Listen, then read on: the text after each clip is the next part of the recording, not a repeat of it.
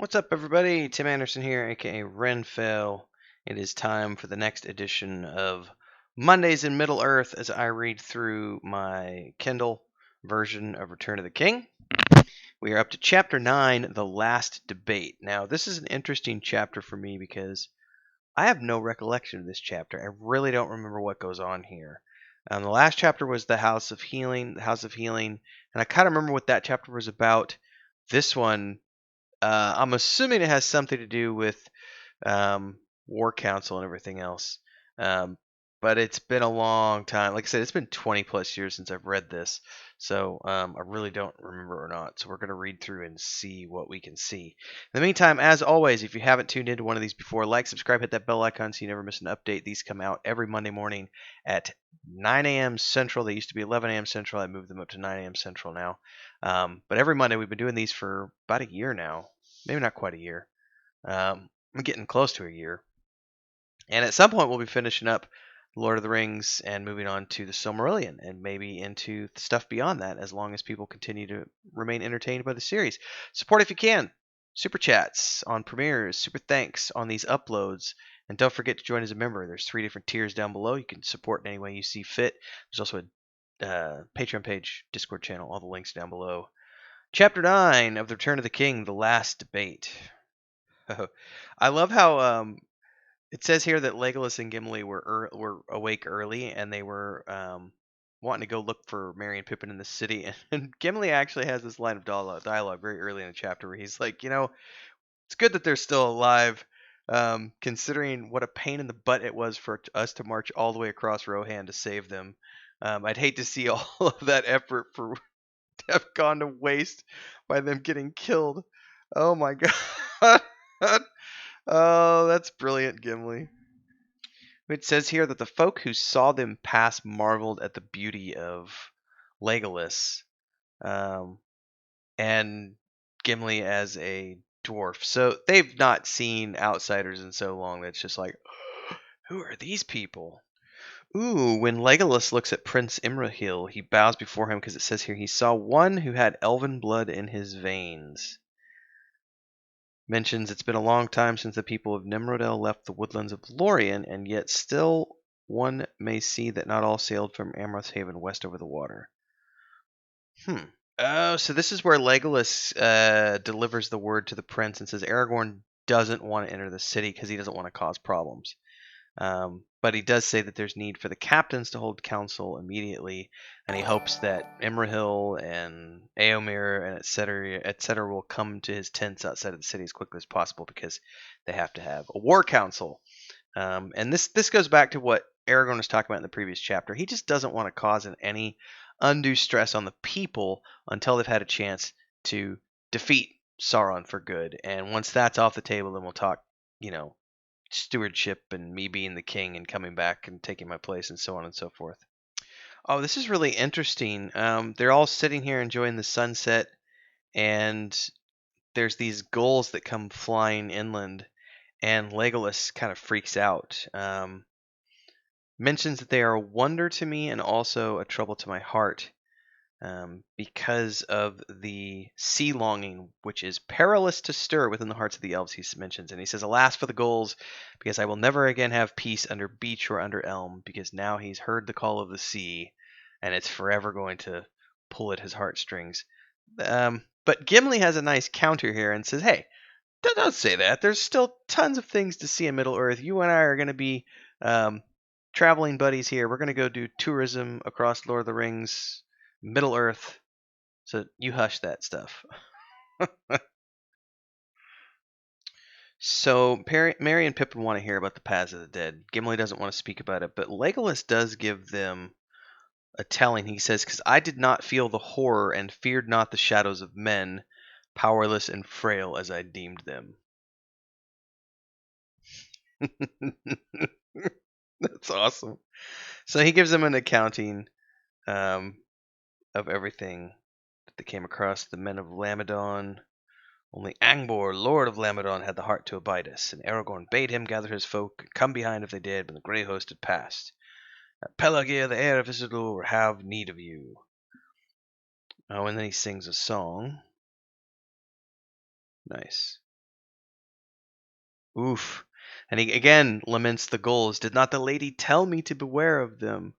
Because he saw the sea at Pelargir. It's craziness. So they're giving a recounting here of when Aragorn set the men of the dead on the ships of the Haradrim. Oof. And Legolas also mentions, he says, in that hour I looked on Aragorn and thought how great and terrible a lord he might have become in the strength of his will had he taken the ring to himself.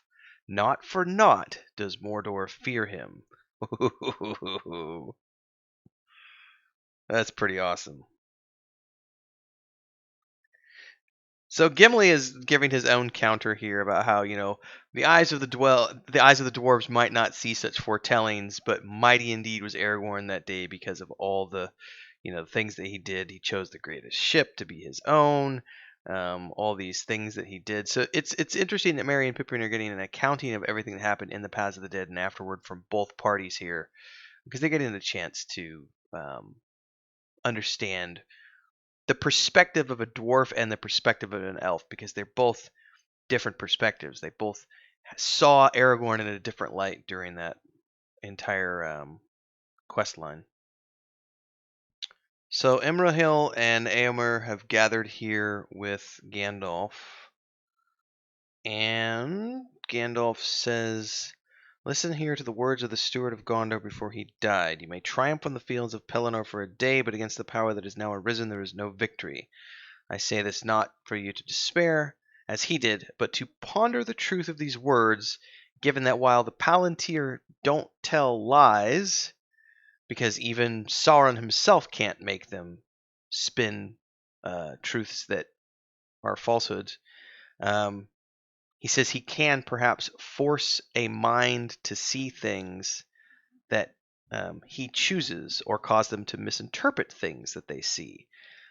So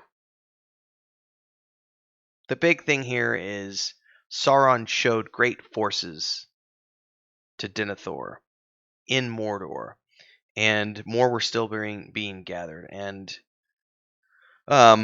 he talks here, Gandalf's telling them how, yeah, we beat off the first assault, but the next one's going to be even greater. Victory cannot be achieved by arms. Oh, so Gandalf says here, the prudent thing to do would be to shore up the places that are weak and defend yourselves. And Imrahil's like, would you have us retreat? Gandalf said, I said that would be prudent, but I do not counsel prudence. I said victory could not be achieved by arms. I love how he twists his words. So Gandalf's playing with words here. In the midst of all these policies comes the Ring of Power, the foundation of Barad-dûr and the hope of Sauron. Sauron knows that what he seeks, what was once lost, has now been found again, but he yet does not yet know where it is, or so they hope, and therefore they believe that Sauron is in great doubt. For if we have found this thing, he says, there are some among us with strength enough to wield it. Aragorn, for example. Perhaps Aragorn has shown himself to Sauron in the Palantir in the Stone of Orthanc. He is watching. His Nazgûl are still abroad. They passed over this field ere the sunrise, though few of the weary sleeping were aware of them. He studies the signs, the sword that robbed him of his treasure, the winds of fortune turning in our favor, and the defeat unlooked for of his first assault and the fall of his great captain. So, Sauron is feeling the pressure. He's feeling the heat right now. It's like, he thought he was going to win the day, even though his hand was a little bit forced, and he didn't win, he was defeated. So even though his doubt is growing, this is great. Gandalf's like, his eye is straining towards us, blind almost to all that else is moving, so we need to keep it focused on us. That's our hope. Yeah. So here's our counsel. We don't have the ring, but we must keep him focused from his true peril. So even though we cannot achieve victory by arms we can give the ring bearer his only chance. So this is a lot like that scene that plays out in the film, only it's the discussion they're having about we have to push. We have to call out his hidden strength, draw his eye to us, so that Frodo has the best chance of survival. And he will take the bait, because in his hope and his greed, he will think that in such rashness is the pride of a ring lord. So he'll think that one of us has the ring. Aragorn gives everybody a choice here, which is really cool, because he's like, I don't claim to command any of you. Let you choose as you will if you're going to come with us or not. Oh, but Imrahil, this is badass. He's like, Aragorn might not be my siege lord. He might claim not to be my siege lord, but I don't care if he claims it or not. His wish is to me a command, and I consider him my liege lord. That's badass. So there's a huge section of here just talking about the strength that they're going to have. 7,000 men, 500 horsemen, all this stuff. 7,000 in total.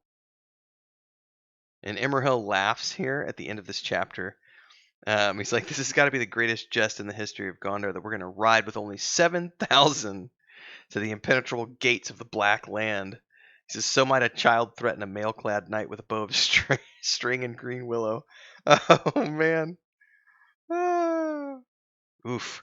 The end of this chapter is Aragorn drawing Andúril and holding up, glittering in the sun, and issuing this statement: "You shall not be sheathed again until the last battle is fought." Chapter 10, the Black Gate opens. That's the next chapter. I feel like we're really close to the end of this book 5, right? Like, book 6 is the journey of Frodo and Sam and getting the ring to Mount Doom, and then everything that happens after that with the scouring of the Shire. So, we're getting there. Hope you liked this episode. Like, subscribe, hit the bell icon so you never miss an update. Every Monday at 9 a.m. Central, we do these Mondays Middle Earth. We've been reading through since The Hobbit. We did The Hobbit, The Fellowship of the Ring, The Two Towers. Now we're going through The Return of the King, and we will eventually make our way to the Silmarillion and beyond, perhaps. Drop a super chat down below, please, and support with the premiere. Do a super thanks after the fact. Join as a member. 3 different tiers, from $2.99 a month up to like $20 a month. It's whatever you're comfortable with. There's also the Patreon page. Our Discord links are all down below. Happy reading, everybody. See you in the next episode. Cheers.